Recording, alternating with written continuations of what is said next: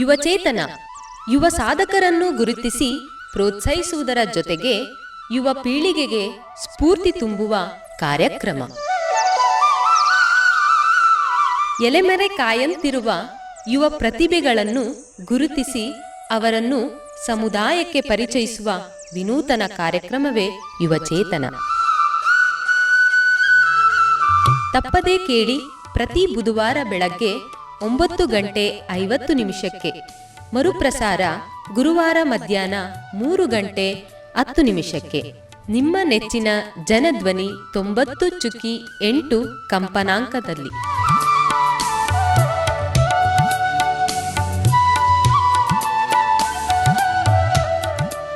ಪ್ರೀತಿಯ ಕೇಳುಗರಿಗೆಲ್ಲ ನಮಸ್ಕಾರ. ನೀವು ಕೇಳ್ತಾ ಇದ್ದೀರಾ ಜನಧ್ವನಿ ರೇಡಿಯೋ. ಇದು 90.8 ಕಂಪನಾಂಕದಲ್ಲಿ ಸರಗೂರಿನಿಂದ ಪ್ರಸಾರವಾಗುತ್ತಿರುವ ಮೈಸೂರಿನ ಮೊಟ್ಟಮೊದಲ ಸಮುದಾಯ ರೇಡಿಯೋ. ನಾನು ನಿಮ್ಮ ರೇಡಿಯೋ ಗೆಳೆಯ ಶ್ರೀಕಾಂತ್ ಸರಗೂರು. ಯುವ ಸಾಧಕರನ್ನು ಗುರುತಿಸಿ ಪ್ರೋತ್ಸಾಹಿಸುವುದರ ಜೊತೆಗೆ ಯುವ ಪೀಳಿಗೆಗೆ ಸ್ಫೂರ್ತಿ ತುಂಬುವ ಯುವಚೇತನ ಕಾರ್ಯಕ್ರಮಕ್ಕೆ ಪ್ರೀತಿಪೂರ್ವಕ ಸ್ವಾಗತವನ್ನು ಕೋರುತ್ತಿದ್ದೇನೆ. ಪ್ರಿಯ ಕೇಳಿದರೆ, ಇಂದಿನ ಯುವಚೇತನ ಕಾರ್ಯಕ್ರಮದಲ್ಲಿ ಭಾಗವಹಿಸುತ್ತಿರುವ ಸಾಧಕರ ಕುರಿತು ಹೇಳೋದಾದರೆ, ಇವರು ತಮ್ಮ ಕ್ರೀಡಾ ಪ್ರತಿಭೆಯಿಂದ ಭಾರತ ಅಂಧರ ಕ್ರಿಕೆಟ್ ತಂಡವನ್ನು ಪ್ರತಿನಿಧಿಸಿ ಉತ್ತಮ ಪ್ರದರ್ಶನವನ್ನು ನೀಡಿ ತಂಡಕ್ಕೆ ಹಾಗೂ ವೈಯಕ್ತಿಕವಾಗಿ ಸಾಧನೆಯನ್ನು ಮಾಡಿದಂತಹವರು. ಇವರು ಸುಮಾರು 8 ವರ್ಷಗಳ ಕಾಲ ಸಂಪೂರ್ಣ ಕುರುಡುತನದಿಂದ ಬಳಲಿದವರು. ತದನಂತರ ತಮ್ಮ 11ನೇ ವಯಸ್ಸಿನಿಂದ ಶುರುವಾದ ಇವರ ಕ್ರೀಡಾಸಕ್ತಿ ಪ್ರಸ್ತುತ ಇವರನ್ನು ಭಾರತದ ಅಂಧರ ಕ್ರಿಕೆಟ್ ತಂಡವನ್ನು ಮುನ್ನಡೆಸುವ ಹಂತಕ್ಕೆ ತಂದು ಅಂತಾರಾಷ್ಟ್ರೀಯ ಮಟ್ಟದ ಮನ್ನಣೆಗೆ ತಂದು ನಿಲ್ಲಿಸಿದೆ. ಹೀಗೆ ಸಾಧನೆಗೆ ಸಾವಿರಾರು ಸವಾಲುಗಳೆದುರಾದರೂ ದೃಷ್ಟಿವಿಕಲತೆಯನ್ನೇ ವರವಾಗಿಸಿಕೊಂಡು ಪ್ರಸ್ತುತ ಅಂತಾರಾಷ್ಟ್ರೀಯ ಕ್ರಿಕೆಟ್ ಆಟಗಾರರಾಗಿ ಭಾರತ ಅಂಧರ ಕ್ರಿಕೆಟ್ ತಂಡವನ್ನು ತಮ್ಮ ಕ್ರೀಡಾ ಪ್ರತಿಭೆಯ ಮೂಲಕ ತಮ್ಮ ಸಾಧನೆಯನ್ನು ಗೈದಿರುವಂತಹ ಮೂಲತಃ ಶಿವಮೊಗ್ಗ ಜಿಲ್ಲೆಯ ಶ್ರೀ ಶೇಖರ್ ನಾಯ್ಕರವರು ಈ ದಿನ ನಮ್ಮ ಯುವಚೇತನ ಕಾರ್ಯಕ್ರಮದ ಅತಿಥಿಗಳು. ಹಾಗಾದರೆ ಬನ್ನಿ, ಅವರನ್ನು ಕಾರ್ಯಕ್ರಮಕ್ಕೆ ಸ್ವಾಗತಿಸಿ ಅವರ ಈ ಯಶಸ್ಸಿನ ಜೀವನದ ಅನುಭವದೊಂದಿಗೆ ಮತ್ತಷ್ಟು ಸ್ಫೂರ್ತಿದಾಯಕ ವಿಚಾರಗಳನ್ನು ತಿಳಿದು ಬರೋಣ. ಶೇಖರ್ ಸರ್, ತಮಗೆ ಕಾರ್ಯಕ್ರಮಕ್ಕೆ ಪ್ರೀತಿಪೂರ್ವಕ ಸ್ವಾಗತವನ್ನು ಕೋರ್ತಾ ಇದ್ದೀನಿ. ಸರ್, ತಮಗೂ ಕೂಡ ತುಂಬ ಹೃದಯದ ಧನ್ಯವಾದಗಳು.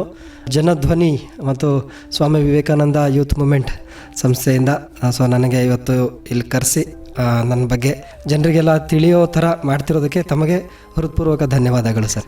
ಸರ್, ಮೊದಲಿಗೆ ಭಾಳ ಸಂತೋಷ. ಈ ದಿನದ ನಮ್ಮ ಯುವಚೇತನ ಕಾರ್ಯಕ್ರಮದಲ್ಲಿ ತಾವು ಭಾಗವಹಿಸ್ತಿರೋಂಥದ್ದು, ತಮ್ಮ ಈ ಯಶಸ್ಸಿನ ಜೀವನದ ಅನುಭವ ಮುಖಾಂತರ ನಮ್ಮ ಯುವ ಪೀಳಿಗೆಗೆ ಸ್ಫೂರ್ತಿ ತುಂಬಲಿಕ್ಕೆ ಬಂದಿರುವಂಥದ್ದು ಹಾಗೂ ನಮ್ಮ ಕಾರ್ಯಕ್ರಮದ ಮುಖಾಂತರ ಮತ್ತಷ್ಟು ಕ್ರೀಡಾಪಟುಗಳಿಗೆ ಈ ಕ್ರೀಡಾ ಕ್ಷೇತ್ರದಲ್ಲಿನ ಸವಾಲುಗಳಾಗಿರ್ಬೋದು, ಅಲ್ಲಿ ಸಿಗುವಂಥ ಅವಕಾಶಗಳ ಕುರಿತು ಮತ್ತಷ್ಟು ಮಾಹಿತಿಯನ್ನು ನೀಡಲಿಕ್ಕೆ ಬಂದಿರುವಂಥದ್ದು ತುಂಬ ಖುಷಿಯ ವಿಚಾರ ಸರ್. ಮೊದಲಿಗೆ ತಮ್ಮ ಈ ಕ್ರಿಕೆಟ್ ಆಟದ ಯಶಸ್ಸಿನ ಅನುಭವ ಆಗಿರ್ಬೋದು, ತಮ್ಮ ವಿಕಲತೆಯನ್ನು ಒಂದು ವರವಾಗಿಸಿಕೊಂಡು ತಾವು ಈ ಸಾಧನೆಯನ್ನು ಮಾಡಿದಂತಾಗಿರ್ಬೋದು, ಇದರ ಖುಷಿಯನ್ನು ನಮ್ಮ ಜೊತೆ ಹಂಚ್ಕೊಳ್ಳಿ ಸರ್.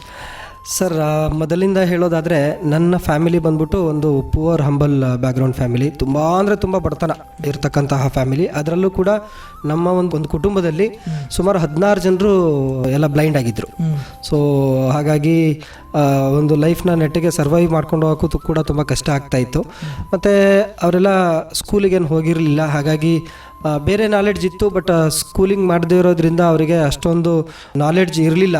ಲೈಕ್ ಯಾವ ಥರ ಅಂತಂದರೆ, ನಮಗೆಲ್ಲ ಕಣ್ಣು ಕಾಣಿಸಲ್ಲ, ಹಾಸ್ಪಿಟ್ಲಿಗೆ ಹೋಗಬೇಕು, ಚೆಕಪ್ ಮಾಡಿಸ್ಬೇಕು, ತೋರಿಸ್ಬೇಕು, ಕಣ್ಣು ಕಾಣಿಸೋ ಥರ ಮತ್ತೆ ಮಾಡ್ಕೋಬೇಕು ಅನ್ನೋದು ಇರಲಿಲ್ಲ. ಸೊ ನಮ್ಮ ಈ ಒಂದು ಹೆರಿಡಿಟ್ರಿ ಬಂದಿದ್ದು ಅಮ್ಮನ, ಅಂದರೆ ನಮ್ಮ ಅಜ್ಜಿ ಕಡೆಯಿಂದ. ಸೊ ನಮ್ಮ ಅಮ್ಮನ ಫ್ಯಾಮಿಲಿ ಕಡೆ ಇರೋರೆಲ್ಲ ಬ್ಲೈಂಡ್ ಆಗಿದ್ರು. ಅವರಿಗೆಲ್ಲ ಬಂದು ನಮ್ಮ ಅಮ್ಮ, ನಮ್ಮ ದೊಡ್ಡಮ್ಮ, ಅವರು ಅಕ್ಕ, ಅವ್ರನ್ನೆಲ್ಲ ಹೊರಗಡೆ ಫ್ಯಾಮಿಲಿಯಿಂದ ಬಂದು ಜೆಂಟ್ಸ್ ಮದುವೆ ಆಗಿದ್ದಲ್ಲ. ಸೊ ಹಾಗಾಗಿ ಅವ್ರ ಕಡೆ ಏನು ಪ್ರಾಬ್ಲಮ್ ಇರಲಿಲ್ಲ. ಸೊ ಅವತ್ತು ದುಡಿದು ತಿಂದರೆ ಅವತ್ತು ಜೀವನ, ಆ ಥರ ಇತ್ತು ನಮ್ಮ ಫ್ಯಾಮಿಲಿಯಲ್ಲಿ.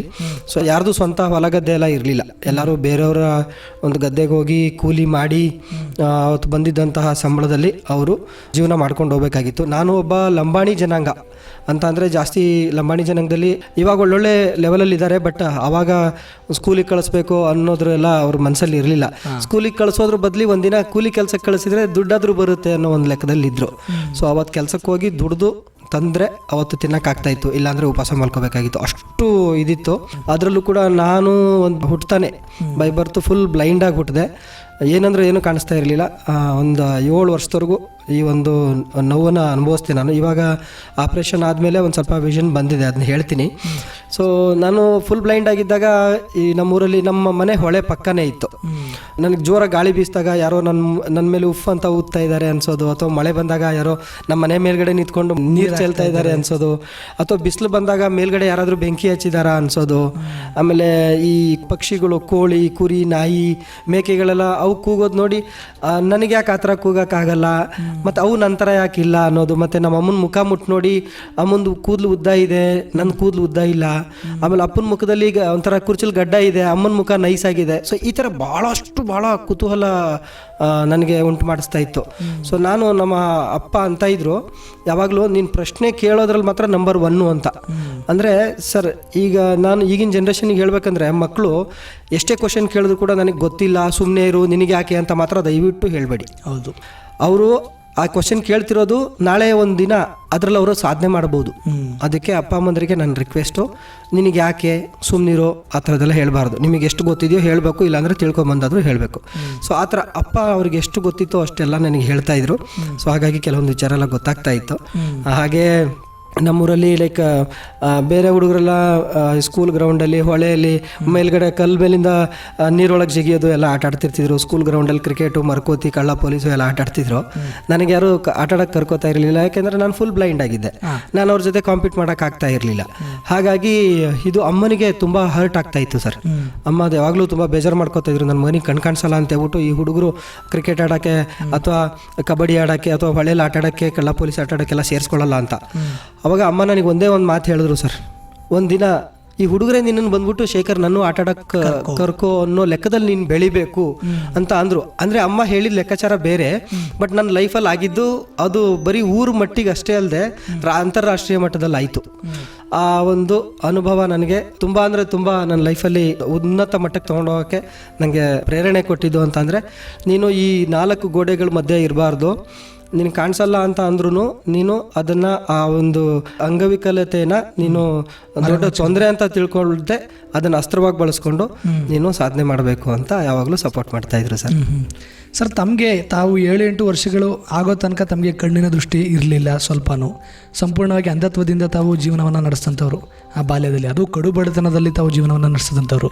ತದನಂತರ ಸರ್ ತಾವು ತಮ್ಮ 8 ವರ್ಷದ ನಂತರ ಈ ಕಣ್ಣಿನ ಶಸ್ತ್ರಚಿಕಿತ್ಸೆಯನ್ನು ಹೇಗೆ ಮಾಡ್ಕೊಂಡ್ರಿ, ಶಿಕ್ಷಣವನ್ನು ಹೇಗೆ ಪ್ರಾರಂಭಿಸಿದ್ರಿ ಸರ್? ಅದೊಂದು ದೊಡ್ಡ ಒಳ್ಳೆ ರೋಚಕ ಕಥೆ ಇದೆ ಸರ್. ಸರ್, ಕೆಲವೊಬ್ರು ಅನ್ಕೋತಾರೆ ಕೆಲವೊಂದು ಜೀವನದಲ್ಲಿ ಕೆಟ್ಟದಾಯ್ತು ಅಂತಂದ್ರೆ, ಅಯ್ಯೋ ನನಗೆ ಇನ್ನೂ ಮೇಲಕ್ಕೆ ಹೇಳೋಕ್ಕಾಗಲ್ಲ, ನನ್ನನ್ನು ಒತ್ತದಂಗೆ ಇದು ನಾನು ಇನ್ನೂ ಮೇಲಕ್ಕೆ ಬೆಳೆಯೋಕ್ಕಾಗಲ್ಲ ಅಂತ ಅನ್ಕೋತಾರೆ. ಸರ್, ನನ್ನ ಲೈಫಲ್ಲಿ ಉಲ್ಟಾ ಆಯಿತು ಸರ್. ಒಂದಿನ ನಮ್ಮ ಅಪ್ಪ ಅಮ್ಮ ಎಲ್ಲ ಕಬ್ಬು ಕಡಿಯಕ್ಕೆ ಹೋಗಿದ್ರು ಸರ್. ಮಂಗಳವಾರ ಭಟ್ವಾಡೆ ಅಂತ ಕೊಡ್ತಾರೆ, ಅಂದರೆ ವಾರದ ಪೇಮೆಂಟು. ಅವತ್ತು ಕೊಟ್ಟರು. ನಮ್ಮಮ್ಮ ಮತ್ತು ನಮ್ಮ ಅಜ್ಜಿ ಅಪ್ಪನ ಹತ್ರ ದುಡ್ಡು ಇಸ್ಕೊಂಡು ಸಂತೆಗೆ ಬರಬೇಕಾಗಿತ್ತು. ಮಂಗಳವಾರ ಶಿವಮೊಗ್ಗದಲ್ಲಿ ಸಂತೆ ನಡೀತಾ ಇತ್ತು.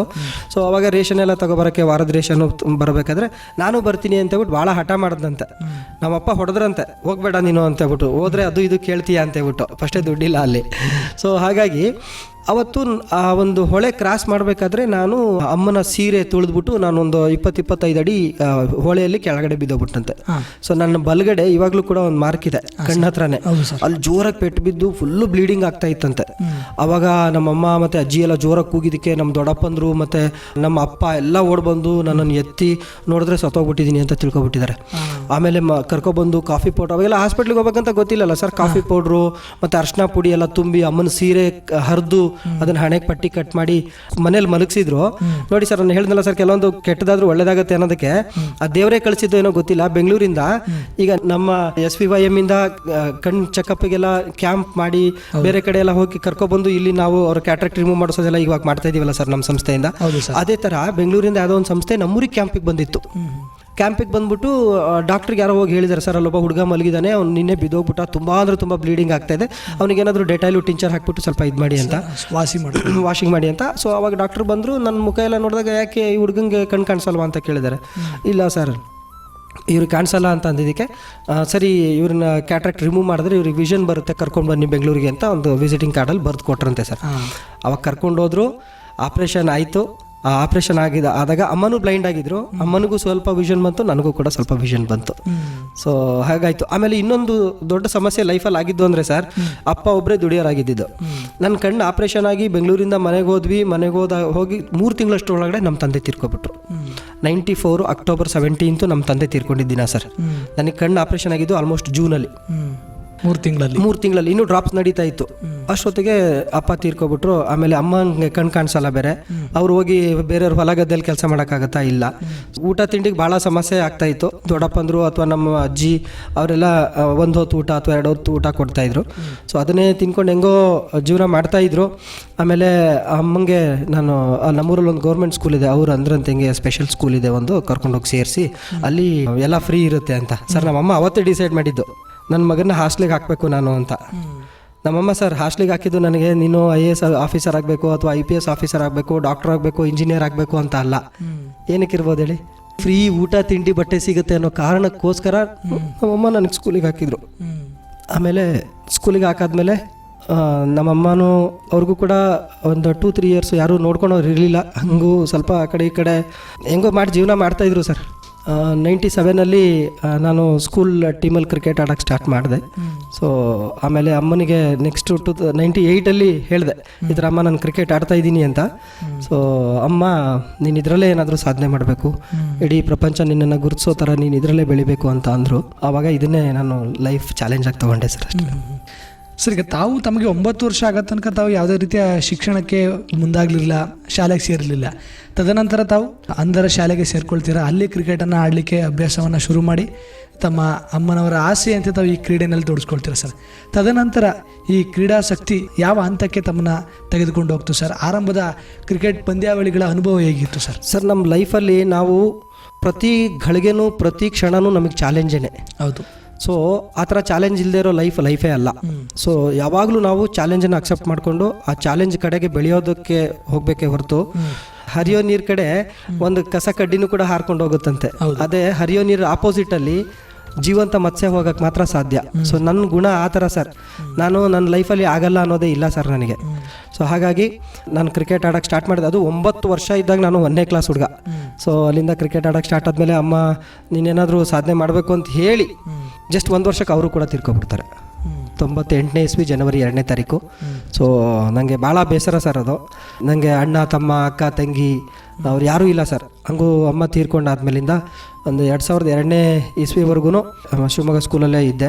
ಆವಾಗ ನನಗೆ ಯಾರು ಕೂಡ ನಮ್ಮ ದೊಡ್ಡಪ್ಪ ನಮ್ಮ ದೊಡ್ಡಮ್ಮವರಾಗಿರ್ಬೋದು, ನಮ್ಮ ಅತ್ತೆ ಮಾವ ಯಾರು ಕೂಡ ನೋಡೋಕ್ಕೆ ಬರ್ತಾ ಇರಲಿಲ್ಲ ಸರ್. ಸ್ಕೂಲಲ್ಲಿ ಹಸುಗಳಿತ್ತು, ಹಸುಗಳು ಸ್ನಾನ ಮಾಡಿಸೋದು, ಸಗಣಿ ಬಾಚೋದು, ಹಾಲು ಕರಿಯೋದು. ಆಮೇಲೆ ಸ್ಕೂಲಲ್ಲೇ ಅದೊಂದು 15-20 ಎಕರೆ ಜಾಗ ಸರ್. ಅದು ಕ್ಯಾರೆಟ್ ಬೆಳೀತಾಯಿದ್ರು, ಮೂಲಂಗಿ ಬೆಳೀತಾಯಿದ್ರು, ತೆಂಗಿನಕಾಯಿ ಗಿಡಗಳು. ಇವನು ಗ್ಯಾಸ್ ಕೂಡ ಆಚೆಯಿಂದ ಪರ್ಚೇಸ್ ಮಾಡ್ತಿರ್ಲಿಲ್ಲ, ಗೋಬರ್ ಗ್ಯಾಸ್ ಇತ್ತು. ಸೊ ಈ ಥರ ಇತ್ತು ಸರ್. ಅಲ್ಲೆಲ್ಲ ಸೇವೆ ಮಾಡಿದೆ. ಆಮೇಲೆ 2 ತಿಂಗಳು ಅಲ್ಲೇ ಕೆಲಸ ಮಾಡ್ತಾಯಿದ್ದೆ. ಅದಾದಮೇಲೆ ಅಲ್ಲೊಬ್ರು ಅಂಬಿಕಾ ಮಿಸ್ ಅಂತ ಇದ್ರು, ಅವರು ನನಗೆ 2 ತಿಂಗಳು ಕೆಲಸ ಮಾಡಿದ್ದಕ್ಕೆ 2 ಜೊತೆ ಬಟ್ಟೆ ಕೊಡ್ಸೋರು. ಆಮೇಲೆ ಪೇಸ್ಟು, ಬ್ರಷು, ಚಡ್ಡಿ, ಬನಿಯನ್ನು, ಈ ಥರದ್ದು ಟವಲ್ಲು, ಏನೇನು ಬೇಸಿಕ್ ಥಿಂಗ್ಸ್ ನೀಡೆಡ್ ಇದೆ ನನಗೆ ಅದೆಲ್ಲ ಕೊಡ್ಸ್ಕೊಂಡು ಬಂದರು. ಅಪ್ ಟು 97 ಸ್ಟಾರ್ಟ್ ಮಾಡಿದೆ. ಬಟ್ ಕರ್ನಾಟಕ ಟೀಮಿಗೆ 2000 ಸ್ಟಾರ್ಟ್ ಮಾಡಿದೆ. ಸೊ 2001 ನನ್ನ ಲೈಫು ಒಂಥರ ಚೇಂಜ್ ಆಗ್ತಾ ಬಂತು. ಒಂದು ಸೌತ್ ಝೋನ್ ಟೂರ್ನಮೆಂಟ್ ಇತ್ತು. ಸೌತ್ ಝೋನ್ ಟೂರ್ನಮೆಂಟಲ್ಲಿ ನಾನು ಕೇರಳ ವಿರುದ್ಧ 249 ಸ್ಕೋರ್ ಮಾಡಿದೆ. ಸೊ ಆವಾಗ ಸೆಲೆಕ್ಟರ್ಸ್ ಎಲ್ಲ ಬಂದಿದ್ದರು. ಅವರು ನನ್ನ ಆಟ ನೋಡಿ ನನಗೆ ಸೆಲೆಕ್ಟ್ ಮಾಡಿ ಇಂಡಿಯಾ ಟೀಮಿಗೆ ಆಡಿದ್ರು ಸರ್. ಆ ಒಂದು ಟೂರ್ನಮೆಂಟಲ್ಲಿ ಕೂಡ ತುಂಬ ರೋಚಕವಾಗಿದೆ. ನಮ್ಮ ಕೋಚು ಸುರೇಶ್ ಸರ್ ಅಂತ ಹೇಳ್ಬಿಟ್ಟು ಅವ್ರು ನನಗೆ ಹಿಂದಿನ ದಿನವೇ ಹೇಳಿದರು, ಗ್ರೌಂಡಲ್ಲಿ ಆಡ್ತಾ ಇರ್ತೀಯಲ್ಲ, ನೀನು ಬ್ಯಾಟಿಂಗ್ ಮಾಡೋ ಆಪೋಸಿಟಲ್ಲಿ ನಾನು ಇರ್ತೀನಿ, ಅಂದರೆ ನಾನು ನಿನಗೆ ಶೇಖರ್ ಶಬಾಷ್ ಚೆನ್ನಾಗಿ ಬ್ಯಾಟಿಂಗ್ ಮಾಡ್ತಾ ಇದೆಯಾ ಅಂತ ಎಲ್ಲಿಂದ ವಾಯ್ಸ್ ಬರುತ್ತೋ ಅದ್ರ ಆಪೋಸಿಟಲ್ಲಿ ಸೆಲೆಕ್ಟರ್ಸ್ ಇರ್ತಾರೆ, ನೀನು ಅಲ್ಲಿಗೆ ಹೊಡಿಬೇಕು ಅಂತ. ಅವಾಗ ನಿನ್ನನ್ನು ಅವ್ರು ಸೆಲೆಕ್ಟ್ ಮಾಡ್ತಾರೆ ಅಂತ ಸರ್. ಅವತ್ತಂತೂ ಸೆಲೆಕ್ಟರ್ಸಿಗೆಲ್ಲ ಭಾಳ ಸುತ್ತಾಡಿಸ್ಬಿಟ್ಟೆ ಸರ್ ನಾನು. ಸೊ ಫೈನಲಿ ಸ್ಕೋರ್ ಮಾಡಿ ಆಮೇಲೆ 2002 ನಾನು ಇಂಡಿಯಾ ಟೀಮಿಗೆ ಸೆಲೆಕ್ಟ್ ಆದೆ. ಸರ್, ಈಗ ಆರಂಭದಲ್ಲಿ ತಾವು ಕರ್ನಾಟಕ ತಂಡವನ್ನು ಸೇರಿಕೊಂಡು ಅಲ್ಲಿ ಪಂದ್ಯಾವಳಿಗಳನ್ನು ಆಡೋದಾಗಿರ್ಬೋದು, ಆ ತಂಡವನ್ನು ಪ್ರತಿನಿಧಿಸೋದಾಗಿರ್ಬೋದು. ತದನಂತರ 2002 ಭಾರತ ಅಂಧರ ಕ್ರಿಕೆಟ್ ತಂಡದ ನಾಯಕರಾಗಿ ತಮ್ಮನ್ನು ಈ ಪ್ರದರ್ಶನಗಳನ್ನ ನೋಡಿ ತಮ್ಮನ್ನು ಆಯ್ಕೆ ಮಾಡ್ಕೊಳ್ತಾರೆ ಸರ್. ಈ ಆಯ್ಕೆಯಾದಂಥ ಅನುಭವ ಆಗಿರ್ಬೋದು, ಅಲ್ಲಿ ತಂಡದ ಜವಾಬ್ದಾರಿಯನ್ನು ನಿರ್ವಹಿಸೋದಾಗಿರ್ಬೋದು, ಹೇಗಿತ್ತು ಸರ್? ಸರ್, ನಾನು 1ನೇ ಕ್ಲಾಸಿಂದ 7ನೇ ಕ್ಲಾಸ್ವರೆಗೂ ಅಷ್ಟೇ ಶಿವಮೊಗ್ಗದಲ್ಲಿ ಓದಿದ್ದು. ಆಮೇಲೆ ನನ್ನ ಲೈಫ್ ಕೆರಿಯರ್ ಮೈಸೂರಲ್ಲಿ ಸ್ಟಾರ್ಟ್ ಆಯಿತು. ಮೈಸೂರಲ್ಲಿ ತಿಲಕ್ ನಗರದಲ್ಲಿ ಬನ್ನಿಮಂಟಪ ರೋಡು, ಮೈಸೂರು ಮಹಾರಾಜರು 1904ನೇ ಇಸ್ವಿಯಲ್ಲಿ ಸ್ಟಾರ್ಟ್ ಮಾಡಿದಂತಹ ಶಾಲೆ ಅದು. ತುಂಬ ಇತಿಹಾಸ ಉಳ್ಳಂತಹ ಶಾಲೆ. ಇವಾಗ ಆಲ್ಮೋಸ್ಟ್ 121 ವರ್ಷ ಆಗಿದೆ ಆ ಸ್ಕೂಲ್ಗೆ. ಸರ್ ಈ ಶಾಲೆಗೆ ನಾನು ಶಿವಮೊಗ್ಗದಲ್ಲಿದ್ದಾಗ ನಾನು ಇಂಡಿಯಾ ಟೀಮಿಗೆ ಸೆಲೆಕ್ಟ್ ಆಗಿರಲಿಲ್ಲ. ಮೈಸೂರು ಶಾಲೆಗೆ ನಾನು ಕಾಲಿಟ್ಟ ಗಳಿಗೆಯಿಂದ ನನ್ನ ಒಂದು ಲಕ್ ಸ್ಟಾರ್ಟ್ ಆಯಿತು. ಸೊ ಇಲ್ಲಿ ಬಂದು 8ನೇ ಕ್ಲಾಸ್ ಇದ್ದಾಗೆ ನಾನು ವರ್ಲ್ಡ್ ಕಪ್ಪಿಗೆ ಸೆಲೆಕ್ಟ್ ಆಗಿದ್ದು ಸರ್. 8ನೇ ಕ್ಲಾಸಿಗೆ ಇಲ್ಲಿ ಬಂದು ಸೇರಿಕೊಂಡೆ ಸರ್. ಅವತ್ತಿನ ದಿನ ನನಗೆ ಇನ್ನೂ ತುಂಬ ಚೆನ್ನಾಗಿ ನೆನಪಿದೆ. ಅವತ್ತು ವರ್ಲ್ಡ್ ಕಪ್ಪಿಗೆ ನನ್ನ ಹೆಸರು ಸೆಲೆಕ್ಟ್ ಆಗಿದೆ, ಪ್ರಜಾವಾಣಿ ಪೇಪರಲ್ಲಿ ಬಂದಿದೆ. ನಮ್ಮ ಪ್ರಿನ್ಸಿಪಾಲ್ ಇದ್ದರು ಬಲರಾಮ್ ಸಾಹೇಬರು ಅಂತ, ಅವರು ಅವ್ನಿಗೆ ಶೇಖರನ್ ಕರೀರೋ ಇಲ್ಲಿ ಅಂತ ಹೇಳ್ಬಿಟ್ಟು ಹುಡುಗರನ್ನ ಕಳಿಸಿ ನನಗೆ ಕರೆಸಿ ಅವ್ರ ರೂಮಿಗೆ ನೋಡಿ ನಿನ್ನ ಹೆಸರು ಬಂದಿದೆ ಅಂತ ಹೇಳ್ಬಿಟ್ಟು ಹೇಳಿ, ಅಲ್ಲಿವರೆಗೂ ನನಗೆ ಗೊತ್ತಿಲ್ಲದೆ. ಆಮೇಲೆ ಕ್ಯಾಂಪ್ ಯಾವಾಗಿಂದ ಸ್ಟಾರ್ಟ್ ಆಗುತ್ತೆ ಅದೆಲ್ಲ ಡೀಟೇಲ್ಸ್ ಅದರಲ್ಲೇ ಇತ್ತು. ಬಟ್ ಚೆನ್ನೈಯಲ್ಲಿ ಕ್ಯಾಂಪ್ ಇತ್ತು, ಬೆಂಗಳೂರಿಗೆ ಹೋಗಿ ಬೆಂಗಳೂರಿಂದ ಚೆನ್ನೈಗೆ ಹೋಗ್ಬೇಕಾಗಿತ್ತು. ನನ್ನ ಹತ್ರ ₹1 ದುಡ್ಡಿಲ್ಲ. ಈಗ ವರ್ಲ್ಡ್ ಕಪ್ಗೆಲ್ಲ ಹೋಗ್ಬೇಕು ಅಂತಂದರೆ ಏನು ಸರ್, ಶೂಸ್ ಬೇಕು, ಟ್ರ್ಯಾಕ್ ಪ್ಯಾಂಟ್ ಬೇಕು, ಕಿಟ್ ಬ್ಯಾಗ್ ಬೇಕು, ಬ್ಯಾಟ್ ಬೇಕು, ಇನ್ನು ಸಾಕಷ್ಟು ವಸ್ತುಗಳೆಲ್ಲ ಬೇಕು. ಅದೆಲ್ಲ ತಗೊಳ್ಳೋ ಅಷ್ಟು ಶಕ್ತಿ ನಮಗಿಲ್ಲ. ಸೊ ಆವಾಗ ನಮ್ಮ ಸರು ಎಲ್ಲ ಟೀಚರ್ಸ್ ಹತ್ರ ದುಡ್ಡು ಕಲೆಕ್ಟ್ ಮಾಡಿದ್ರು ಸರ್. ಇದು ಕೆಲವೊಬ್ರು ₹200 ಕೊಟ್ಟರು, ಕೆಲವೊಬ್ರು ₹300 ಕೊಟ್ಟರು. ಒಬ್ಬರು ಸುಧೀರ್ ಸರ್ ಅಂತ ಇದ್ರು, ನಾವು ಈಸ್ ನೋ ಮೋರ್ ಸರ್, ಅವರು ಒಂದು ₹700 ಏನೋ ಕೊಟ್ಟರು. ಸೊ ಹಾಗೆ ಮತ್ತು ಬಲರಾಮ್ ಸಾಹೇಬ್ರು ಒಂದು ₹500 ಎಲ್ಲ ಸೇರಿಸ್ಬಿಟ್ಟು ಒಂದು ₹2800 ಅಷ್ಟು ಕಲೆಕ್ಟ್ ಮಾಡಿ ನನಗೆ ಟ್ರ್ಯಾಕ್ ಪ್ಯಾಂಟು, 2 ಜೊತೆ ಶೂಸು, ಸಾಕ್ಸು ಈ ಥರದ್ದೆಲ್ಲ ಕೊಡಿಸಿ ಮೈಸೂರು ಸ್ಕೂಲಿಂದ ನನಗೆ ವರ್ಲ್ಡ್ ಕಪ್ ಆಡೋಕ್ಕೆ ಫಸ್ಟ್ ಟೈಮ್ ಕಳಿಸ್ಕೊಟ್ರು ಸರ್. ಚೆನ್ನೈಯಲ್ಲಿ ನಾನು ಹೋದೆ, ಅಲ್ಲಿ ನೋಡಿದ್ರೆ ಇಂಡಿಯಾ ಟೀಮ್ ಅಲ್ವಾ, ಸೊ ಎಲ್ಲ ಸ್ಟೇಟ್ ಪ್ಲೇಯರ್ಸು ಇರ್ತಾರೆ. ನನಗೆ ನನ್ನ ಮಾತೃಭಾಷೆ ಕನ್ನಡ ಬಿಟ್ಟರೆ ನನಗೆ ಯಾವ ಭಾಷೆನೂ ಬರಲ್ಲ. ಹಿಂದಿ ಕಲಿತಾ ಇದ್ದೆ, ಇಂಗ್ಲೀಷು ಸ್ವಲ್ಪ ಬರ್ತಾ ಇತ್ತು, ಬಟ್ ಇಷ್ಟು ಫ್ಲೂಯೆಂಟ್ ಆಗಿರಲಿಲ್ಲ. ಅಲ್ಲಿ ಹೋಗ್ತೀನಿ, ಅವರೆಲ್ಲ ಕ್ಯಾ ಭಾಯಿ ಹಂಗೆ ಎಲ್ಲ ಹಿಂದಿಯಲ್ಲಿ ಮಾತಾಡಿಸ್ತಾ ಇದ್ದಾರೆ, ವಾಟ್ ಈಸ್ ಯುವರ್ ನೇಮ್ ಅಂತ ಎಲ್ಲ ಅಂತ ಇದ್ದಾರೆ. ನಂಗೆ ಅಷ್ಟು ಇಂಗ್ಲೀಷ್ ಫ್ಲೂಯೆಂಟ್ ಆಗಿ ಇರದೇ ಇರೋ ಕಾರಣ ಅವ್ರ ಜೊತೆ ಕೋಆರ್ಡಿನೇಷನ್ ಕಮ್ಯುನಿಕೇಷನ್ ಮಾಡೋಕ್ಕೆ ಆಗ್ತಾ ಇರಲಿಲ್ಲ. ಆಮೇಲೆ ನನ್ನ ಹತ್ರ ಇದ್ದಿದ್ದ ಸ್ಕಿಲ್ನ ಕೂಡ ಅವ್ರ ಹತ್ರ ಹೇಳೋಕ್ಕೆ ನನಗೆ ಆಗ್ತಾ ಇರಲಿಲ್ಲ, ಭಾಷೆ ಸಮಸ್ಯೆ ಆಗ್ತಾ ಇತ್ತು. ಆಮೇಲೆ ಫೈನಲಿ ಕೋಚಿಂಗ್ ಕ್ಯಾಂಪ್ ಮುಗೀತು, ವರ್ಲ್ಡ್ ಕಪ್ ಸ್ಟಾರ್ಟ್ ಆಯಿತು.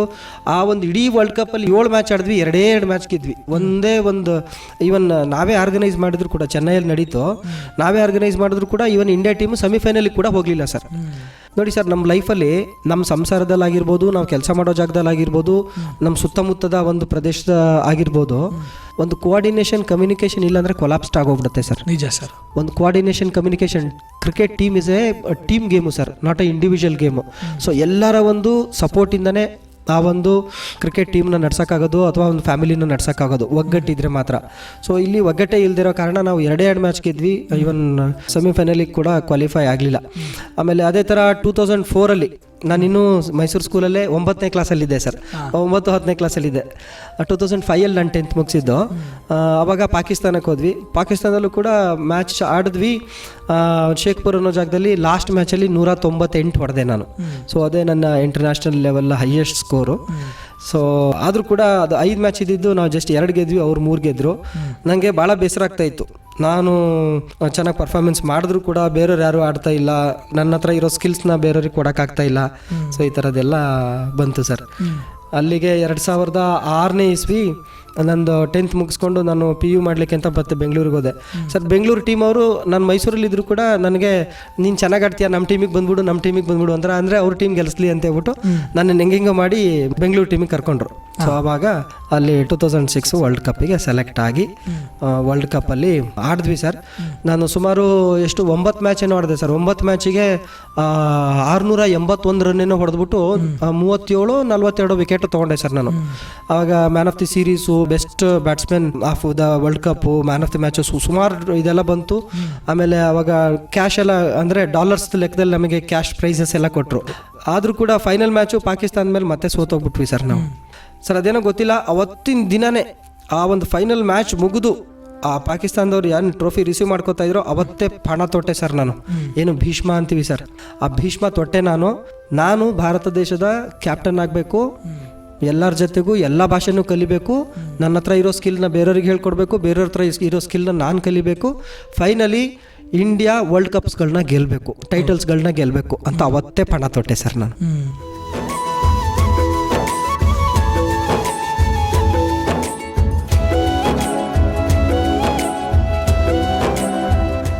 ಶೇಖರ್ ಸರ್, ತದನಂತರ ತಾವು ತಮ್ಮ ಭಾರತದ ಅಂಧರ ಕ್ರಿಕೆಟ್ ತಂಡದ ನಾಯಕರಾಗಿ T20 ವರ್ಲ್ಡ್ ಕಪ್ ಆಗಿರ್ಬೋದು ಮತ್ತು ಒನ್ ಡೇ ವರ್ಲ್ಡ್ ಕಪ್ ಆಗಿರ್ಬೋದು ಇಲ್ಲಿ ಪಂದ್ಯಗಳನ್ನು ಆಡಿ ಈ 2 ಕಪ್ಗಳನ್ನು ತಾವು ಗೆಲ್ತೀರಾ ಸರ್ ನಾಯಕರಾಗಿ.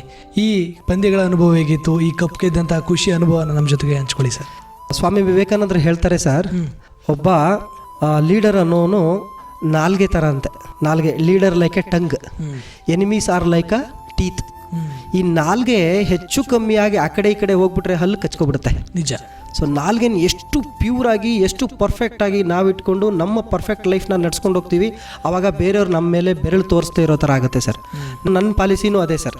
ನನಗೆ ಯಾರು ಬೆರಳು ತೋರಿಸ್ದೇ ಇರೋ ಥರ ನಾನು ನನ್ನ ಜೀವನ ಮಾಡ್ಕೊಂಡು ಹೋಗ್ಬೇಕು ಅನ್ನೋದು ನನ್ನ ಆಸೆ ಸರ್. ಒಬ್ಬ ಒಂದು ಟೀಮ್ ಲೀಡರ್ ಆಗಿರ್ಬೋದು, ಕ್ಯಾಪ್ಟನ್ ಆಗಿರ್ಬೋದು, ಅದಾಗಲಿಕ್ಕೆ ನಾವು ಸುಮಾರು ಥಿಂಗ್ಸ್ನ ಸ್ಯಾಕ್ರಿಫೈಸ್ ಮಾಡಬೇಕಾಗುತ್ತೆ ಸರ್. ಸ್ಯಾಕ್ರಿಫೈಸ್ ಮಾಡಬೇಕಾಗುತ್ತೆ. ಏನಕ್ಕೆ ಅಂತಂದರೆ ನಮ್ಮ ಮುಂದ್ಗಡೆ ಒಂದು ಗೋಲ್ನ ಇಟ್ಕೊಂಡಿರ್ತೀವಿ. ಸೊ ಅದಕ್ಕೆ ಸಾಕಷ್ಟು ಅಡೆತಡೆಗಳು ಬಂದೇ ಬರ್ತವೆ.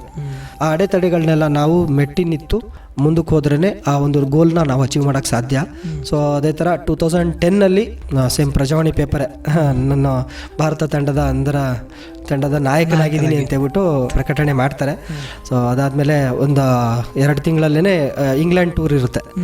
ಸೊ ಇಂಗ್ಲೆಂಡಿಗೆ ಹೋದ್ವಿ, 5 ಮ್ಯಾಚ್ ಆಡಿದ್ವಿ, ವೈಟ್ ವಾಶ್ ಮಾಡಿಕೊಂಡು ಗೆದ್ಕೊಂಡು ಬಂದ್ವಿ.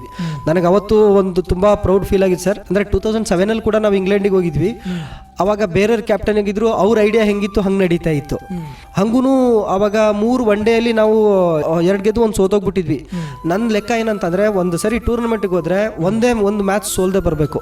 ಸೊ ಆ ಥರ ಸರ್. ಅವತ್ತು 2010ನಲ್ಲಿ ಬ್ರಿಟಿಷ್ ಅವ್ರಿಗೆ ನಾವು ಬಡ್ದು ಬಂದ್ವಲ್ಲ ಸರ್, ಅವತ್ತು ಎಷ್ಟು ಸಂತೋಷ ಅಂದರೆ ನನ್ನ ಮನಸ್ಸಲ್ಲಿ ಅಂದ್ಕೊಂಡೆ, 100 ವರ್ಷಗಳ ಕಾಲ ಈ ಬ್ರಿಟಿಷ್ ಅವರು ನಮ್ಮ ಭಾರತ ದೇಶವನ್ನು ಆಳಿದ್ದಾರೆ, ಇವತ್ತೊಬ್ಬ ಕನ್ನಡದ ಹುಡುಗ ಬ್ರಿಟನ್ನಿಗೆ ಬಂದ್ಬಿಟ್ಟು ಇಂಗ್ಲೀಷ್ ಅವ್ರನ್ನ ಬಡ್ದು ಬಂದಿದ್ದೀನಿ ಅಂತೇಳ್ಬಿಟ್ಟು ನನಗೆ ಭಾಳ ಭಾಳ ಪ್ರೌಡ್ ಫೀಲ್ ಆಯಿತು ಸರ್. ಸೊ ಅದೇ ಥರ ನೆಕ್ಸ್ಟು ಕ್ಯಾಪ್ಟನ್ ಆದಮೇಲೆ 2012 first ever T20 world cup ಬಂತು. ಆ ಒಂದು ವರ್ಲ್ಡ್ ಕಪ್ಗೋಸ್ಕರ ಭಾಳ ಶ್ರಮ ಪಟ್ವಿ. ಯಾಕೆಂತಂದರೆ ಫಸ್ಟ್ ಈಸ್ ಆಲ್ವೇಸ್ ಬೆಸ್ಟ್ ಅಲ್ವಾ ಸರ್. ಸೊ ಅದ್ರದ್ದು ಮೆಮೊರಿ ಅಂತೂ till the end of the life, till your last breath. So ಅಲ್ಲಿವರೆಗೂ ಇರುತ್ತೆ. ಹಾಗಾಗಿ ತುಂಬ ಚೆನ್ನಾಗಿ ಪ್ರಾಕ್ಟೀಸ್ ಮಾಡಿದ್ವಿ ಸರ್. ನಮ್ಮ ಕೋಚ್ ಒಬ್ಬರು ಆರ್ಮಿ ಟ್ರೈನರ್ ಇದ್ದರು. ಅವ್ರು ಬೇರೆ ಭಾಳ ರಫ್ ಟ್ರೈನಿಂಗ್ ಇರುತ್ತೆ. ಒಂದು 45 ಡೇಸ್ ಏನೋ ಕ್ಯಾಂಪ್ ಇತ್ತು. ನೆಟ್ಟಿಗೆ ಅಕಾಮಿಡೇಷನ್ ಇಲ್ಲದೆ, ನೆಟ್ಟಿಗೆ ಗ್ರೌಂಡ್ ಇಲ್ಲದೆ, ಒಳ್ಳೆ ಹೈಜೀನ್ ಫುಡ್ ಇಲ್ಲದೆ, ಈ ಥರ ಎಲ್ಲ ಸ್ವಲ್ಪ ದಿನ ಇತ್ತು. ಆಮೇಲೆ ಯಾವಾಗ ವರ್ಲ್ಡ್ ಕಪ್ ಇನ್ನೇನು ಸ್ಟಾರ್ಟ್ ಆಗಕ್ಕೆ 10 ಡೇಸ್ ಇದೆ ಅನ್ನಂಗೆ ಸ್ವಲ್ಪ ಸಿಗಕ್ಕೆ ಸ್ಟಾರ್ಟ್ ಆಯಿತು. ಸೊ ನಮ್ಮ ಕೋಚ್ ಯಾವಾಗಲೂ ಅಂತ ಇದ್ರು ಸರ್, ಯಾವಾಗಲೂ ಫಸ್ಟ್ ನೆನಪಿಸ್ಕೊಳ್ಳೋದು, ಫಸ್ಟ್ ಬಂದರೆ ಮಾತ್ರ, ಸೆಕೆಂಡು ಥರ್ಡ್ ಬಂದರೆ ಭಾಳ ಕಮ್ಮಿ ಜನ ಕಮ್ಮಿ ದಿನ ನೆನೆಸ್ಕೋತಾರೆ. ಟ್ರೈ ಟು ಬಿಕಮ್ ಫಸ್ಟ್ ಅಂತ ಅಂತಿದ್ರು. So we have did it sir, we have done it. Final match India versus Pakistan ಇತ್ತು. ಪಾಕಿಸ್ತಾನದವ್ರನ್ನ ಬಾರಿಸಿ ನಾವು ನಮ್ಮ ಭಾರತ ದೇಶಕ್ಕೆ ಮೊದಲನೇ ವಿಶ್ವಕಪ್ನ ತಂದು ಕೊಟ್ವಿ. ಅದರಲ್ಲಿ ತಂದು ಕೊಟ್ಟಿದ್ರಲ್ಲಿ ನಾನು ಕ್ಯಾಪ್ಟನ್ ಆಗಿದ್ದೆ ಅನ್ನೋದಕ್ಕೆ, ನನಗೆ ಕನ್ನಡಿಗ ಅನ್ನೋದಕ್ಕೆ ಒಂದು ತುಂಬ ಪ್ರೌಡ್ ಫೀಲ್ ಆಗುತ್ತೆ. ಸೊ ಈ ಮಣ್ಣಿನ ಗುಣ ಸರ್ ಅದು ನಮ್ಮದು. ಸೊ ಆ ಒಂದು ವರ್ಲ್ಡ್ ಕಪ್ನ ಗೆದ್ದು ನಮ್ಮ ಭಾರತ ದೇಶಕ್ಕೆ ಒಂದು ಒಳ್ಳೆ ಹೆಸರನ್ನು ತಂದ್ವಿ. ಅಲ್ಲಿವರೆಗೂ ಆಲ್ಮೋಸ್ಟ್ ಯಾರಿಗೂ ಕೂಡ ಕ್ರಿಕೆಟ್ ಬ್ಲೈಂಡ್ಸ್ ಕಣ್ಕಾಣದೇ ಇರೋರು ಕ್ರಿಕೆಟ್ ಆಡ್ತಾರೆ ಅಂತಾನೆ ಗೊತ್ತಿಲ್ಲ ಸರ್. ಸರ್ ನಿಮ್ಗೆ ಗೊತ್ತಾ, ನಾವು 2012 ವರ್ಲ್ಡ್ ಕಪ್ ಗೆದ್ದಿದ್ದಕ್ಕೆ ಎಷ್ಟು ಕ್ಯಾಶ್ ಪ್ರೈಸ್ ಸಿಕ್ಕಿರ್ಬೋದು? 2 ಲಕ್ಷ ಸರ್. 2 ಲಕ್ಷ ಎಷ್ಟು ಜನರಿಗೆ? 22 ಜನರಿಗೆ. 2 ಲಕ್ಷ ಸರ್. ಒಬ್ಬೊಬ್ರಿಗೆ ಎಷ್ಟು ಬಂದಿರ್ಬೋದು ಸರ್? ಒಂದು 7,000 ರಿಂದ 8,000 ಬಂದಿರ್ಬೋದು. ವರ್ಲ್ಡ್ ಕಪ್ ಗೆದ್ದಿದ್ದಕ್ಕೆ 8,000 ಸರ್. ಯಾರು ಆ ಥರ ಅಯ್ಯೋ ನಮಗೆ ಆಡದೇ ಇದ್ರೆ ಏನು ಸಿಕ್ಕಲ್ಲ, ನಾವು ಯಾಕೆ ಹೋಗ್ಬೇಕು, ಆ ಥರ ಎಲ್ಲ ನನಗಿಲ್ಲ ಸರ್. ನಂದು ಛಲ ಏನು ಅಂತಂದರೆ, ನಾನು ಯಾವತ್ತೂ ದುಡ್ಡಿಗಾಗಲಿ ಅಥವಾ ಹೆಸರಿಗಾಗಲಿ ಕ್ರಿಕೆಟ್ ಆಡಲಿಲ್ಲ ಸರ್. ನಾನು ದೇಶಕ್ಕಾಗಿ ನಮ್ಮಮ್ಮ ಹೇಳಿದ ಮಾತು, ನಮ್ಮಮ್ಮ ನೀನೇನಾದರೂ ಸಾಧನೆ ಮಾಡಬೇಕು, ಇಡೀ ಪ್ರಪಂಚ ನಿನ್ನ ಕಡೆ ತಿರುಗಿ ನೋಡೋ ಥರ ಆಗಬೇಕು ಅನ್ನೋದೊಂದು ನನ್ನ ಮನಸ್ಸಲ್ಲಿ ಇದ್ದಿದ್ದು ಅಷ್ಟೇ. ನಾನು ನುಗ್ತಾ ಇದ್ದೆ ಸರ್ ಅಷ್ಟೇ. ಆ ಒಂದು 8,000 ರೂಪಾಯಿ ದುಡ್ಡು ತೊಗೊಂಡು ಆಯಿತು. ಅದಾದಮೇಲೆ ಮತ್ತೆ 2014 ಕೂಡ ವರ್ಲ್ಡ್ ಕಪ್ ಗೆದ್ವಿ. ಅದು ಕೂಡ ಸೌತ್ ಆಫ್ರಿಕಾದಲ್ಲಿತ್ತು. ಸೊ ಆ ಒಂದು ವರ್ಲ್ಡ್ ಕಪ್ನ ಅದು ತುಂಬ ರೋಮಾಂಚಕವಾಗಿತ್ತು ಸರ್. ಸುಮಾರು ಅದರಲ್ಲೂ 9 ಕಂಟ್ರೀಸ್ ಪಾರ್ಟಿಸಿಪೇಟ್ ಮಾಡಿತ್ತು. ಆಮೇಲೆ final again India versus Pakistan. So India versus Pakistan ನಮ್ಮ ಒಂದು ಬ್ಲೈಂಡ್ ಕ್ರಿಕೆಟಲ್ಲೂ ಕೂಡ, ಈ ಪಾಕಿಸ್ತಾನ ಮತ್ತು ಇಂಡಿಯಾ ಅಂತಂದರೆ ಎಲ್ಲ ಥರ ಇದರಲ್ಲೂ ಒಂದು ರೋಚಕವಾಗೇ ಇದ್ದೇ ಇರುತ್ತೆ. ಸೊ ಅದರಲ್ಲಿ ಇಂಡಿಯಾ ಪಾಕಿಸ್ತಾನಕ್ಕೆ ನಮ್ಮ ಬ್ಲೈಂಡ್ ಕ್ರಿಕೆಟಲ್ಲೂ ಅಂತ ಅಂದರೆ ತುಂಬ ಇದದು. ಸೊ ಇದುವರೆಗೂ ಯಾವುದೇ ವರ್ಲ್ಡ್ ಕಪ್ ಎಲ್ಲ ಆಗಿದೆ ಎಲ್ಲ ಪಾಕಿಸ್ತಾನ ಮೇಲೆ ಸರ್ ನಾವು ಗೆದ್ದಿರೋದು. ಸೊ ಹಾಗಾಗಿ 2014ನಲ್ಲಿ ಅವರು 389 ಸ್ಕೋರ್ ಮಾಡಿದರು, ನಾವು 392. ಲಾಸ್ಟ್ 2 ಬಾಲ್ ಉಳಿಸಿ ಒಂದು ವರ್ಲ್ಡ್ ಕಪ್ನ ನಮ್ಮ ಭಾರತ ದೇಶಕ್ಕೆ ತಂದು ಕೊಟ್ವಿ ಸರ್. 5 ನಿಮಿಷದಲ್ಲಿ ಮೋದಿಜಿ ಟ್ವೀಟ್ ಮಾಡಿ ನಮಗೆ ಕಂಗ್ರ್ಯಾಚುಲೇಷನ್ಸ್ ಹೇಳಿದ್ರು. ನಿಮಗೆ ಕಾಣಿಸ್ತಾ ಇದ್ರು ಇಡೀ ಪ್ರಪಂಚನೇ ನಮ್ಮ ಭಾರತದತ್ತ ನೋಡೋ ಥರ ಮಾಡಿದ್ರಿ ಅಂತ ಒಂದು ವಿಷಯ ಮೆನ್ಷನ್ ಮಾಡಿದ್ರು ಸರ್. ಅದಾದಮೇಲೆ ಎಲ್ಲ ಶಿಖರ್ ಧವನ್, ರೋಹಿತ್ ಶರ್ಮಾ, ಸಚಿನ್ ತೆಂಡೂಲ್ಕರ್ ಸಾರು, ಸೌರವ್ ಗಂಗೂಲಿ ಸಾರು, ಆಮೇಲೆ ಜಡೇಜಾ, ವಿರಾಟ್ ಕೊಹ್ಲಿ ಎಲ್ಲ ಭಾಳ ಜನ ಟ್ವೀಟ್ ಮಾಡಿ ಎಲ್ಲ ಇದು ಮಾಡಿದ್ರು. ಸೊ ಎಲ್ಲ ತುಂಬ ಸಂತೋಷ ಆಯಿತು. ಬಟ್ ಅಲ್ಲೂ ಕೂಡ ಸರ್ ವರ್ಲ್ಡ್ ಕಪ್ ಗೆದ್ದಿದ್ದಕ್ಕೆ ಕ್ಯಾಶ್ ಪ್ರೈಸೇ ಇಲ್ಲ. ಕ್ಯಾಶ್ ಪ್ರೈಸೇ ಇಲ್ಲ. ಸೊ ಬಂದ್ವಿ ಇಂಡಿಯಾಗೆ. ಮೋದಿಜಿ ಅವರ ಮನೇಲಿ ನೆಕ್ಸ್ಟ್ ಸೇಮ್ ಡೇನೇ ಅಪಾಯಿಂಟ್ಮೆಂಟ್ ಕೊಟ್ಟರು. 20 ಮಿನಿಟ್ಸ್ ಕೊಟ್ಟಿದ್ರು. ಮೋದಿಜಿ ಮನೆಗೆ ಹೋಗಿದ್ವಿ. ಎಲ್ಲರ ಜೊತೆನೂ ಇಂಡಿವಿಜುವಲ್ ಫೋಟೋಸ್ ತೊಗೊಂಡ್ರು. ಮತ್ತು ನಮಗೆ ಎಲ್ಲರಿಗೂ ಕಂಗ್ರ್ಯಾಚುಲೇಷನ್ಸ್ ಹೇಳಿದ್ರು. ಒಬ್ಬ ಗುಜರಾತ್ ಪ್ಲೇಯರು ಸರ್, ಹುಡುಗ ಕೇತನ್ ಭಾಯ್ ಪಟೇಲ್ ಅಂತ ಅವನ ಹೆಸರು. ಒಳ್ಳೆ ಬೌಲರ್ ಸರ್ ಅವನು ಗುಜರಾತಿ. ಮೋದಿಜಿನೂ ಗುಜರಾತಿ. ಅವರು ಗುಜರಾತಿಲಿ ಮೋದಿಜಿ ಹಮ್ಕೋ ಆಪ್ಕಾ ಆಟೋಗ್ರಾಫ್ ಚಾಹಿಯೆ ಅಂತ ಏನೋ ಕೇಳ್ದ. ಅದಕ್ಕೆ ಇಲ್ಲ, ಇವತ್ತು ನಾನು ನಿಮ್ಮ ಎಲ್ಲರ ಆಟೋಗ್ರಾಫ್ನ ಈ ಬ್ಲೈಂಡ್ ಕ್ರಿಕೆಟ್ ಬಾಲ್ ಮೇಲೆ ತೆಗೆದು ಈ ಬಾಲ್ನ ಪ್ರೈಮ್ ಮಿನಿಸ್ಟರ್ಸ್ ಮ್ಯೂಸಿಯಮಲ್ಲಿ ಇಡ್ತೀನಿ ಅಂತೇಳ್ಬಿಟ್ಟು ಇವತ್ತು ನಮ್ಮ blind cricket ball prime ministers ಮ್ಯೂಸಿಯಮಲ್ಲಿದೆ. ಸೊ ಅಲ್ಲಿವರೆಗೂ ನಮ್ಮ ಕ್ರಿಕೆಟ್ ಬೆಳೆದಿದೆ ಸರ್. ದುಡ್ಡು ಹೆಂಗೆ ಬೇಕಾದರೂ ಬರ್ತೇ ಹೋಗುತ್ತೆ ಸರ್. ಇವತ್ತು ನಮ್ಮ ಕ್ರಿಕೆಟ್ ಬಾಲು ಪ್ರೈಮ್ ಮಿನಿಸ್ಟರ್ಸ್ ಮ್ಯೂಸಿಯಮಲ್ಲಿ ಇದೆ ಅಂತ ಅಂದರೆ ಇನ್ನು ಎಷ್ಟೇ ಪ್ರೈಮ್ ಮಿನಿಸ್ಟರ್ಸ್ ಬಂದರೂ ಕೂಡ ಆ ಬಾಲ್ ಮಾತ್ರ ರಿಪ್ಲೇಸ್ ಮಾಡೋಕ್ಕಾಗಲ್ಲ. ಹೌದು, ಬರೀ ದುಡ್ಡೇ ಎಲ್ಲದೂ ಅಲ್ಲ, ಅಥವಾ ಹೆಸರೇನೇ ಎಲ್ಲದೂ ಅಲ್ಲ ಸರ್. ಸೊ ನಮ್ಮ ಹೆಸರು ಬರದೇ ಇದ್ರೂ ನಮ್ದೊಂದು ಗುರುತು ಅಲ್ಲಿದೆಯಲ್ಲ ಸರ್, ಅದು ಬರೀ ನನಗೆ ಅಷ್ಟೇ ಅಲ್ಲದೆ ನಮ್ಮ ಎಲ್ಲ ವಿಜುವಲಿ ಇಂಪೇರ್ಡ್ ಕಮ್ಯುನಿಟಿ, ನನ್ನ ಎಲ್ಲ ಕ್ರಿಕೆಟ್ ಲವರ್ಸು ಮತ್ತು ಕ್ರಿಕೆಟ್ ಫ್ರೆಂಡ್ಸು, ಸೊ ಅವರ ಪರವಾಗಿ ಆ ಒಂದು ಕ್ರಿಕೆಟ್ ಬಾಲ್ ಅಲ್ಲಿದೆ ಸರ್. ಆಮೇಲೆ ನಾನು ಲೈಫಲ್ಲಿ ಏನೂ ಎಕ್ಸ್ಪೆಕ್ಟೇಷನ್ ಇಲ್ಲದೆ ಬಂದವನು ಸರ್. ಏನು ಎಕ್ಸ್ಪೆಕ್ಟೇಷನ್ ಇರಲಿಲ್ಲ ಸರ್ ನಂದು. ನಾನು ದುಡ್ಡು ಮಾಡಬೇಕು ಅಥವಾ ಅಡ್ವರ್ಟೈಸ್ಮೆಂಟ್ ಕೊಟ್ಟು ಅದು ಮಾಡಿ ತೊಗೋಬೇಕು, ಆ ಥರದ್ದೆಲ್ಲ ಇರಲಿಲ್ಲ ಸರ್. ಅದಕ್ಕೋಸ್ಕರನೇ ಏನೋ ಗೊತ್ತಿಲ್ಲ 2017ರಲ್ಲಿ ನನಗೆ ಪದ್ಮಶ್ರೀ ಸಿಕ್ತು ಸರ್. ಪದ್ಮಶ್ರೀ ಸಿಕ್ಕೋದು ಎಷ್ಟು ಏಜ್ ಅವರಿಗೆ ಸರ್? ಸಾಮಾನ್ಯ 60-70 ವರ್ಷ, 80 ವರ್ಷ, 90 ವರ್ಷದವ್ರಿಗೆ ಸಿಗೋದು. ನನಗೆ ಎಷ್ಟಕ್ಕೆ ಸಿಕ್ತು ಸರ್? 28ನೇ ವರ್ಷಕ್ಕೆ ಸಿಕ್ತು ಸರ್. 28ನೇ ವರ್ಷಕ್ಕೆ ನಂಗೆ ಪದ್ಮಶ್ರೀ ಸಿಕ್ತು. ನನಗೆ 12-13 ವರ್ಷದವನು ಇದ್ದಾಗ ನಾನು ಕ್ರಿಕೆಟ್ ಆಡೋಕ್ಕೆ ಸ್ಟಾರ್ಟ್ ಮಾಡಿದ್ದು. ನಂಗೆ 28 ವರ್ಷಕ್ಕೇ ಪದ್ಮಶ್ರೀ ಸಿಕ್ತು ಅಂತಂದರೆ ಅಲ್ಲಿಗೆ ಸರ್ಕಾರ ಯಾವ ಮಟ್ಟಿಗೆ ಗುರುತಿಸ್ತಾ ಇದೆ. ನಿಜ ಸರ್. ನಾವೀಗ ಏನೇ ಮಾಡಿದ್ರು ಕೂಡ ಅಯ್ಯೋ ನಮಗೆ ಯಾರೂ ಎನ್ಕರೇಜ್ಮೆಂಟ್ ಮಾಡಲ್ಲ, ನಾನು ಯಾಕೆ ಮಾಡಬೇಕು ಅಂತೇಳ್ಬಿಟ್ಟು ಈ ಹಾಸ್ಪಿಟಲು ಏನು SVYM 1984ರಲ್ಲಿ ಸ್ಟಾರ್ಟ್ ಆಗಿದ್ದು. ಆ 3 ಜನ ಡಾಕ್ಟ್ರು ಅವರು ಬಿಡು, ಇವಾಗ ಏನು ಪೇಷಂಟ್ ಇಲ್ಲ, ಈಗ ಏನಕ್ಕೆ ಮಾಡೋದು, ಎಲ್ಲ ಬೇಕಿದ್ರೆ ಹೋಗ್ಲಿ, ನಮಗೆ ಯಾಕೆ, ನಾವು ಈ ಕ್ಲಿನಿಕ್ ಮಾಡ್ಕೊಂಡು ಇದ್ಬಿಡೋಣ ಅಂತ ಅಂದ್ಬಿಟ್ಟಿದ್ರೆ ಇಷ್ಟು ಜನರಿಗೆಲ್ಲ ಸೇವೆ ತಲುಪ್ಸೋಕ್ಕಾಗ್ತಾ ಇತ್ತಾ? ಖಂಡಿತ ಇಲ್ಲ ಸರ್. ಯಾವತ್ತೂ ಅಷ್ಟೇ ಲಾಂಗ್ ವಿಷನ್ನು ಮತ್ತು ಲಾಂಗ್ ಮಿಷನ್ ಇರಬೇಕು ಸರ್. ವಿಷನ್ನು ಮಿಷನ್ನು ಇತ್ತಂದ್ರೆ we can do anything sir. ಅಂದರೆ ತಾವು ಜೀವನವನ್ನು ಶುರು ಮಾಡಿದ್ದೇ 0ಇಂದ.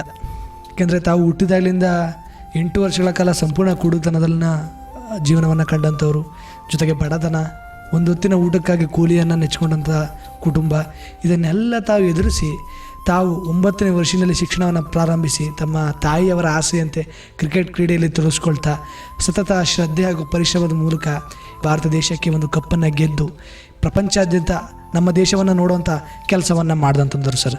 ಈ ಸಂದರ್ಭದಲ್ಲಿ ಈ ಜರ್ನಿಯಲ್ಲಿ ಸರ್ ತಮಗೆ ಯಾವ್ಯಾವೆಲ್ಲ ಸವಾಲುಗಳು ಎದುರಾಗ್ತಾ ಬಂದವು ಸರ್? ಆ ಸವಾಲುಗಳನ್ನೆಲ್ಲ ತಾವು ಯಾವ ರೀತಿ ಎದುರಿಸಿ ನಿಂತ್ರಿ ಸರ್? ಸವಾಲುಗಳು ನಾನು ಫಸ್ಟೇ ಹೇಳಿದೆ ನಿಮಗೆ, ನಾನು ಕ್ಯಾಪ್ಟನ್ ಆಗಬೇಕಾದ್ರೇ ಸ್ಟಾರ್ಟ್ ಆದವು.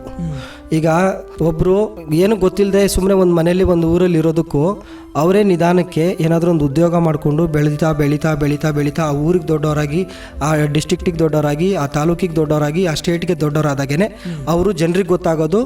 ಅವರ ಒಂದು ತಪ್ಪು ಮತ್ತು ಒಪ್ಪುಗಳನ್ನು ನಾವು ಕೂಲಂಕುಷವಾಗಿ ಜಡ್ಜ್ ಮಾಡೋಕ್ಕೆ ಆಗೋದು.